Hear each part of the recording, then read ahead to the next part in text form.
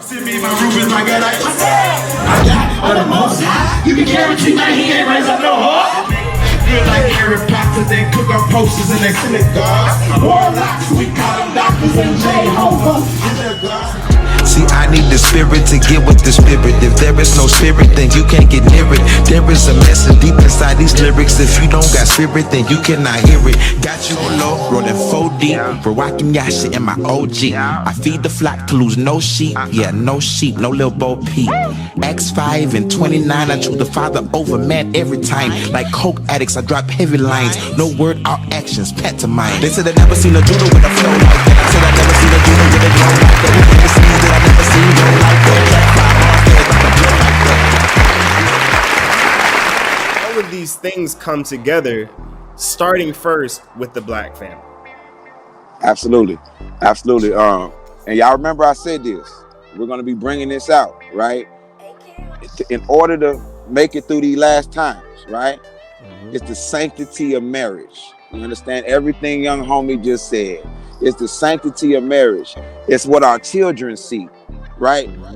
It's what our brothers see. It's the love that we have with each other. That's the community that we used to have. Also talking about the governments, their institutions.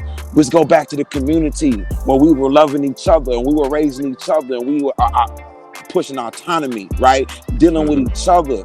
Man, that's what this is about. The black family is about the black nation. Is about, and wait up, it ain't just that. Because he called us to be a light to the world. So it's about saving the world, man. It's a big deal. We are the most influential people on earth. So in a sense, by us repairing ourselves and coming back to where we first started, because it's pivotal what you just said, where you're talking about separating ourselves from governments that have instituted things like welfare and Planned Parenthood and eugenics within our communities. Sort of in a sense destroying the family to destroy the black communities, ultimately destroying the nation, right?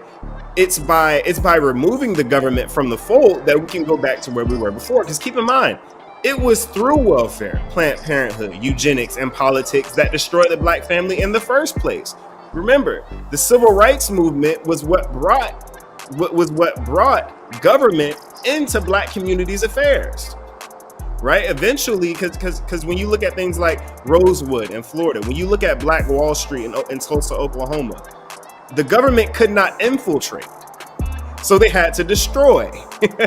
So if you can't infiltrate, you have to destroy.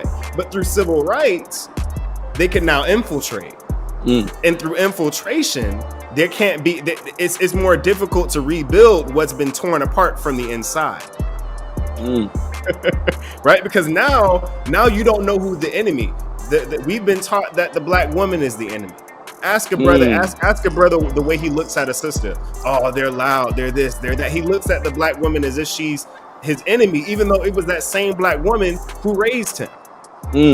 See the backwards mindset of the black men as it pertains to our women. And when we look at our black women as it pertains to our men, as it pertains to us men, it's, well, he has to have this, he has to have that, he needs to have this, he needs to have that, but the standard for anyone else is different. Right.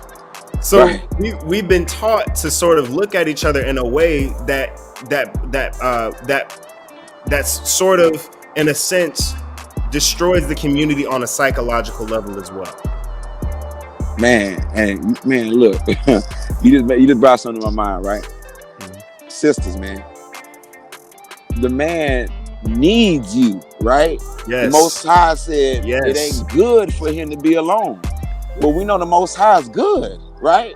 So we need you, right? Now, man, I want y'all to think about it. Remember when he said when they created man, he said create man, woman, created he them, right? And then we think they just talking about Adam and Eve, right? No, he created all of us in the beginning, right? He said man and woman, I created he them. And now they're going to be one. He means he created your spouse for you already. Your spouse is out there for you already. And sisters, they need you, sister. So hold your body. Save yourself for your king. My brothers, your sister was created from you. It wasn't a literal rib. She was made out of your heart for you. She was made for you, to help you. Save yourself for her, man. I ain't coming from a perfect place, man. I come from wickedness, bro. But I'm coming from experience, right? So I can say it in love that I don't move that way no more. You hear me?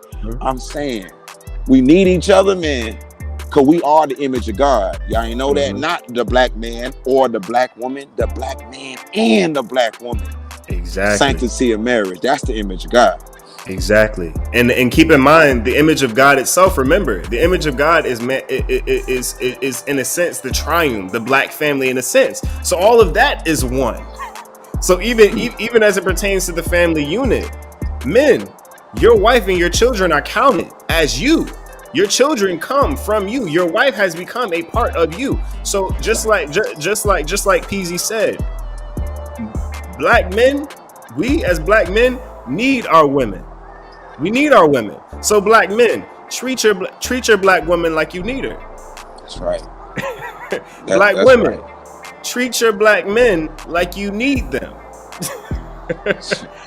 If you start looking at it, we have to get over the power trip and understand, number one, the order as you brought forth earlier today, or earlier tonight, but also understand your need for one another. There's a level of unity and agreement that must be had, and for that reason, I want to commend you and your wife and your family for setting the right example for what a black family should be. I am a product of what a black family should be. So absolutely, definitely, we need to give the brothers and the sisters that are doing what they're supposed to do according to the Most High as it pertains to family their flowers now, because they are the ones that are setting the stage for what's coming later. Right now, and to piggyback on that, real quick, that's who we need to listen to, right?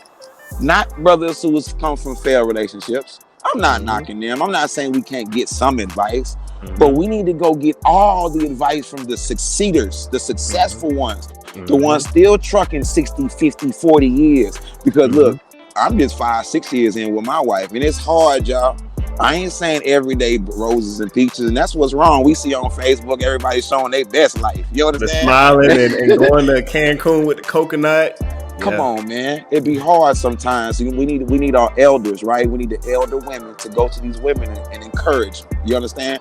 We need our OGs to come to us brothers and encourage us and let us know it's okay. It's okay. Because it is, man. We won already, man. You feel me? Hey, we won already. You know what I'm saying?